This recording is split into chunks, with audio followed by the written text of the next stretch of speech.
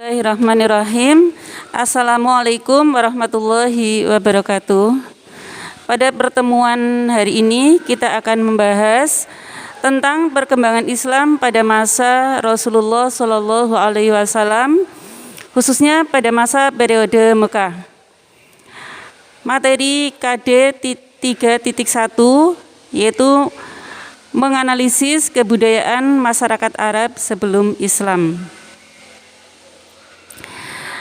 Peta konsep perkembangan Islam pada masa Rasulullah terbagi menjadi 3. Yang pertama adalah tentang kebudayaan masyarakat Mekah sebelum Islam. Yang kedua, substansi dan strategi dakwah periode Mekah. Dan 3, tentang peristiwa penting dalam dakwah periode Mekah. Kenapa disebut jahiliyah? Karena masyarakat jahiliyah memiliki ciri-ciri sebagai berikut. Yang pertama, masyarakat jahiliyah menyembah berhala.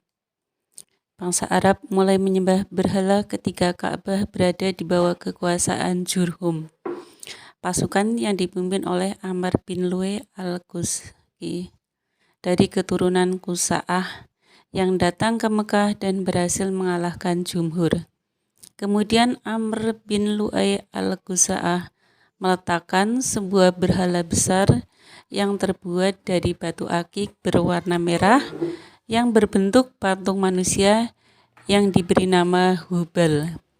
Kemudian patung Hubal ditempatkan di sisi Ka'bah untuk disembah masyarakat penduduk Hijaz. Kebudayaan atau peradaban bangsa Arab sebelum Islam. Para ahli sejarah menyebut bahwa sebelum kehadiran Islam yang dibawa oleh Rasulullah Shallallahu Alaihi Wasallam disebut dengan zaman atau masa jahiliyah. Menurut bahasa, zaman jahiliyah berasal dari kata jahil yang diturunkan dari kata Arab jahala yang artinya adalah bodoh. Pengertian bodoh di sini adalah dalam bentuk akhlak atau tingkah lakunya. Tetapi kalau dilihat dari segi ekonomi, masyarakat Arab sudah maju. Zaman jahiliyah terbagi menjadi 2 periode, yaitu periode pertama dan periode kedua. Kalau periode pertama meliputi masa yang sangat panjang, tetapi tidak banyak yang bisa kita ketahui hal ihwalnya dan sudah lenyap sebagai masyarakat pendukungnya. Adapun jahiliyah periode pertama ini berlangsung kira-kira sekitar 150 tahun sebelum Islam. Kemudian periode kedua yang kita kenal dengan jahiliyah zaman sekarang. Dari segi keyakinan, bangsa Arab pada masa jahiliyah terbagi menjadi beberapa golongan. Golongan yang pertama adalah golongan yang mengingkari Sang Pencipta dan hari kebangkitan. Mereka percaya bahwa alam, masa, dan waktulah yang membinasakan segalanya. Kedua, golongan yang mengakui adanya Tuhan, tetapi walaupun mengakui adanya Tuhan, namun mereka mengingkari adanya hari kebangkitan. Golongan yang ketiga adalah golongan yang menyembah berhala. Biasanya masing-masing kabilah memiliki berhala sendiri-sendiri. Seperti kabilah Kalab di Daumatul Jandal misalnya, mereka mempunyai berhala yang bernama Wad. Kemudian kabilah Husdail mempunyai berhala yang bernama Suwa. Kemudian kabilah Mazhaj dan kabilah-kabilah di Yaman semuanya menyembah Yahuds dan Ya'uk. Kabilah Sakif di Taif menyembah Lata. Kabilah Quraisy di Kinana menyembah Uzza. Kabilah Aus dan Khazraj menyembah Manat. Dan sebagai pemimpin dari semua berhala adalah Hubal yang ditempatkan di samping sisi Ka'bah. Kemudian kelompok yang keempat adalah golongan yang lain, adalah golongan yang cenderung mengikuti ajaran Yahudi, Nasrani, dan Sabi'ah. Ada pula yang menyembah malaikat atau jin. Perkembangan kebudayaan masyarakat Arab pra-Islam yang lain adalah bertani, di mana masyarakat Arab yang tinggal di pedalaman yaitu masyarakat Badui, mata pencahariannya adalah dengan bertani dan beternak.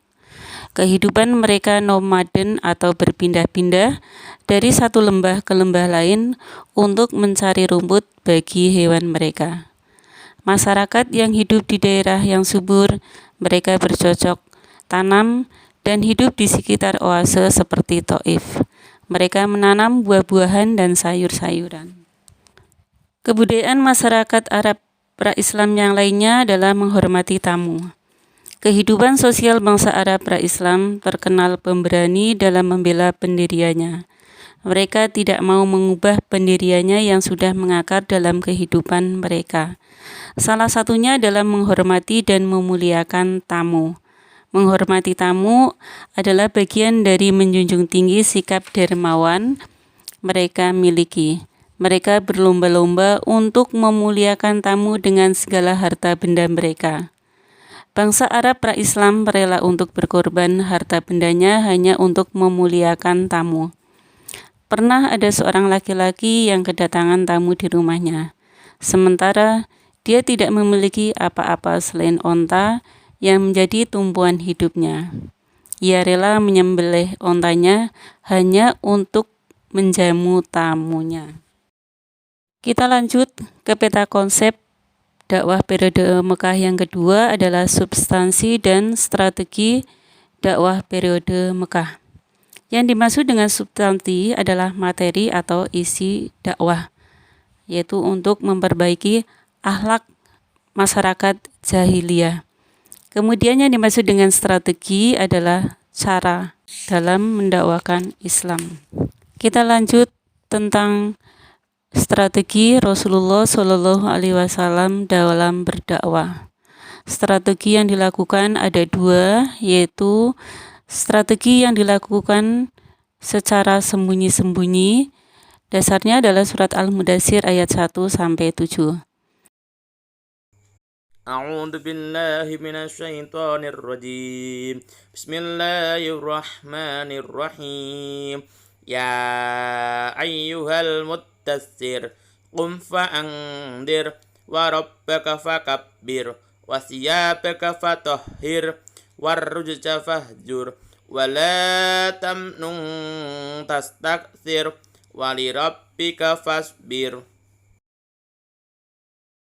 أعوذ بالله من الشيطان الرجيم بسم الله الرحمن الرحيم اقرأ باسم ربك الذي خلق خلق الإنسان من علق اقرأ وربك الأكرم الذي علم بالقلم علم الإنسان ما لم يعلم.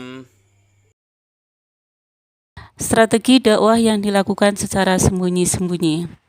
Rasulullah Shallallahu Alaihi Wasallam memulai dakwahnya secara sembunyi-sembunyi, menyeru manusia untuk beriman kepada Allah Subhanahu wa Ta'ala, menganut agama tauhid, dan mengenalkan bahwa Tuhan itu satu, yaitu Allah Subhanahu wa Ta'ala.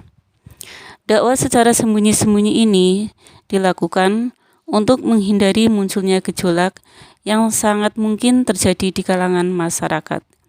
Beliau memulai dakwah kepada keluarga dan karib kerabatnya. Beliau mengetahui bahwa orang Quraisy sangat terikat, fanatik, dan kuat mempertahankan kepercayaan jahiliyah. Dakwah secara sembunyi-sembunyi dilakukan kurang lebih selama 3-4 tahun. Selama 4 tahun pertama merupakan masa di mana Rasulullah mempersiapkan diri, menghimpun kekuatan, dan mencari pengikut setia. Orang yang pertama kali masuk Islam disebut dengan as-sabiqunal awalun. Orang-orang yang termasuk dalam golongan as-sabiqunal awalun adalah Khadijah yang merupakan istri beliau, kemudian Ali bin Abi Thalib, Sa'id bin Haritsah yang merupakan anak angkatnya, Abu Bakar, sahabat karibnya sejak masa kanak-kanak, dan Ummu Aiman, pengasuh Rasulullah sejak masa kecil.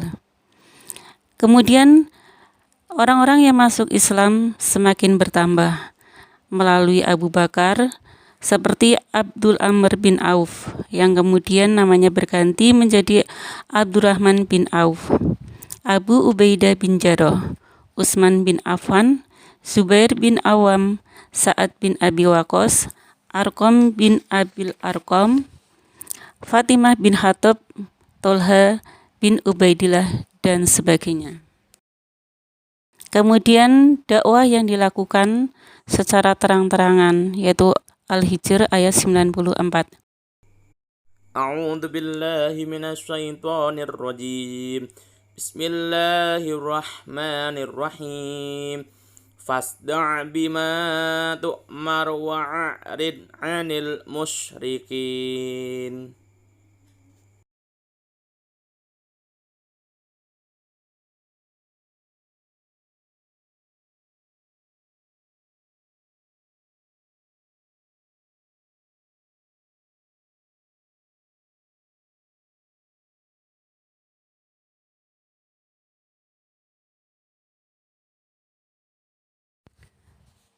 Demikianlah penjelasan materi pertemuan pada hari ini.